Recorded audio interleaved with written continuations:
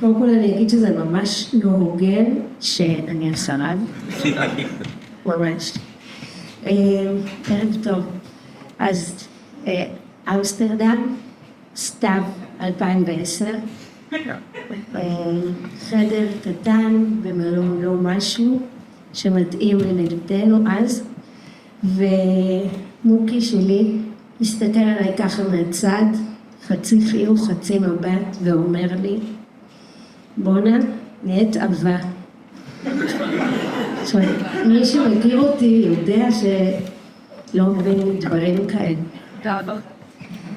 בטח לי, אבל מה נסיבות מקלות באותם הימים, אנחנו שני אנשים מאוד מאוד אבודים. יומיים קודם הגענו לעיר הזאת בפעם הראשונה, ואנחנו ככה רבים בדרך למרכז מהמלון הלא משהו, למרכז העיר, רבים על איך להצפין את המפה. זוכרים שפעם הולכים לעיר עם מפה ורבים איך להצפין אותה, ואנחנו מגיעים למרכז העיר ומגיעים לחנות גדולה, מותג שאז עוד לא הגיע לארץ, אבל שמו נלחש בפי אנשים שמבינים, דבר או שניים בחנויות ובמותגים, H&M. ושני המושבניקים הנרגשים נכנסים לחנות הזאת, H&M, נפרדים בפתח החנות, מוקי הולך לאגף הגברים למדוד חולצות ומכנסיים, אני הולכת לאגף הנשים למדוד שמלות וחצאיות, די מהר אני ממצה את האירוע כי אני לא סוגרת קניות, ומתחילה לחפש את מוקי. עכשיו שימו לב, אנחנו בשנת 2010, אין טלפונים חכמים, זאת אומרת שאין מה לשים בכיס את הדבר הזה, הטיפש והשמן, הטלפון שלי בתיק המשותף שלנו, שלי ושל מוקי, שנמצא אצל מוקי, בקומת הגברים. ואני מתחילה לחפש אותו, אין לי איך להתקשר אליו, החנות הזאת מאוד גדולה, אני מחפשת אותו, באותו זמן כנראה גם מוקי מצא את האירוע, כי בסוף אנחנו שני מושבניקים, והוא מתחיל לחפש אותי ואני מחפשת אותו, ואנחנו שנינו מסתובבים שם ולא מוצאים אחד את השני, אבל מה? אני הייתי בצבא ואני גם נשואה ללוחם פלס"ר נחל בדימוס, ולכן אני יודעת שמה עושים כשהולכים לאיבוד. חוזרים לנקודה האחרונה שבה היינו ביחד, ואני הולכת לפתח החנות. ואני נעמדת בפתח החנות, מחכה, אין מוקי ואין עונה. אני מעיזה ונוטשת את העמדה והולכת ומחפש אותו שוב בחנות, אבל לא מוצאת. חוזרת, מחכה, אין. נעלם, הבן אדם נעלם. אני מעיזה ואומרת, אסור לעשות את זה, אבל אין ברירה בחיילות. אני נוטשת, הפעם יוצאת מהחנות, הולכת, חוצה את הכביש ונכנסת לאיזו חנות קטנה שאני מזהה שיש שם טלפון, מתחננת על נפשי שבאה לחנות, תיתן לי לעשות שיחת טלפון, אני אומרת לו, אני אשלם לך, ואז אני אומרת, אני לא יכולה לשלם לך, אין לי בכלל ארנק, הוא אצל מוקי, הוא מסכים, אני כמעט בוכה פשוט, אז הוא מסכים, ואני מתקשרת, מוקי בסוף עונה, ואני אומרת לו, איפה אתה? הוא אומר לי, איפה את? אני אומרת לו, חיילות, מה? אני בפתח של החנות. אז למה אתה לא שם? אז הוא אומר לי, אני הלכתי לחפש לך במלון, כי אני הייתי בטוח שאת לא זוכרת שחוזרים לנקודה. אז, אבל עוד פעם אני אגיד, יאמר לזכותו שאנחנו באמת היינו שני אנשים מאוד מאוד אבודים כשהגענו לעיר הזאת ברגע הזה.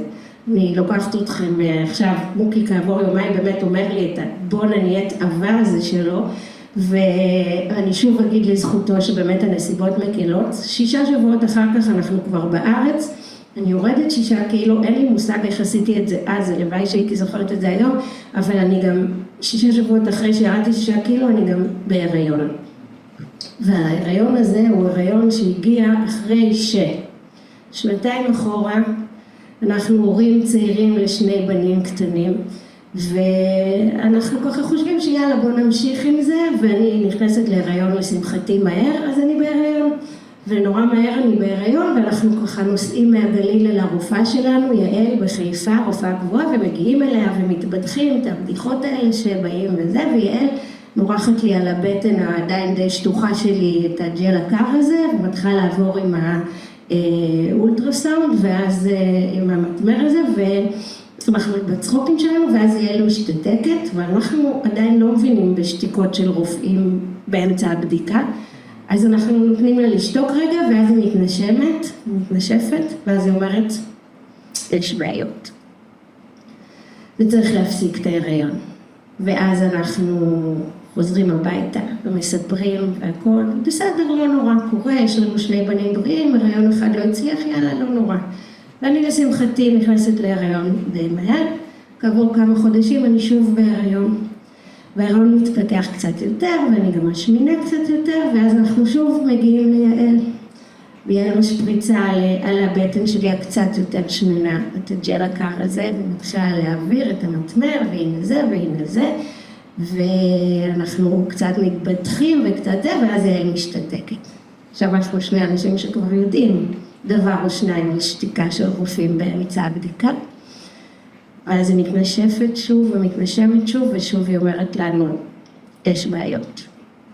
אנחנו שוב חוזרים הביתה, ושוב צריכים לספר את הדבר הזה לבנים שלנו ולמשפחה שלנו. ואני לשמחתי נכנסת להיריון מהר. אז כעבור כמה חודשים אני שוב בהיריון.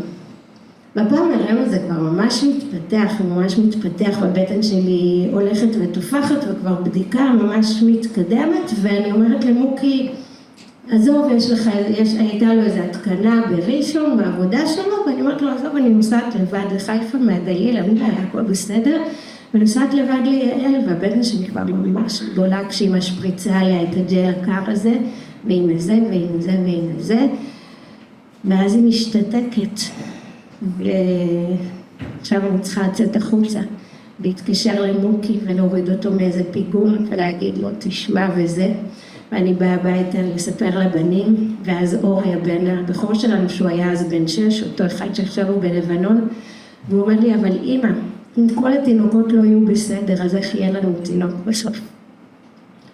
הבטן שלי נורא שמנה של בהיריון, ואני לא בהיריון. או לשמחתי, אתם יודעים, או לא לשמחתי, כן לשמחתי, כעבור כמה חודשים, אני שוב בהיריון. והפעם אני אומרת לעצמי, אין למה. זה יום שישי בצהריים כשאני מגלה שאני בהיריון, ואני מתקשרת ליעל, ואני אומרת לה, שומעת יעל, הרופאה שלי, אני בהיריון, אבל אין טעם, זה באמת להיגמר בבכי, אז אני באה אלייך ביום ראשון שתעשי לי הקלה. ויעל משתתקת, ואז היא נושמת, ואז אומרת לי, טוב, תבואי אליי ביום ראשון. ובערב אנחנו עושים לחברים שלנו, בעין חרוד, ואני אומרת לחברה שלי, שומעת, אני בהיריון, אבל אני הולכת לעשות הפלה. אז היא אומרת לי, את יודעת, אני נורא עצובה לשמוע את זה, כי אתמול היו אצלנו זוג חברים שכבר 3 שנים לא מצליחים להיכנס להיריון. ואני נושמת ושותקת, וביום ראשון אני נוסעת ליעל, ואני אומרת לה, אני לא עוצרת את זה, מה שיהיה. אני יודעת שגם ככה זה ייגמר בבכי, אבל אני משנה את ההחלטה שלי. ניתן לדבר הזה לקרות לבד. ובסוף יולי, באמצע החופש הגדול של שנת 2011,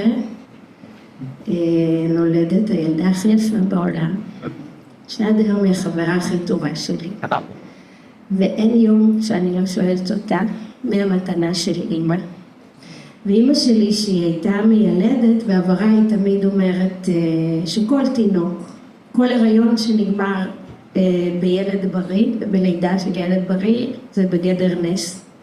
ואני אומרת שכל הריון שלא הצליח, וכל הדרך הארוכה וכל הדברים שקרו, הכל היה בשביל הנס הזה שהגיע אליי בסוף יולי 2011 עם הילדה הזאת שהיא המתנה שלי. תודה.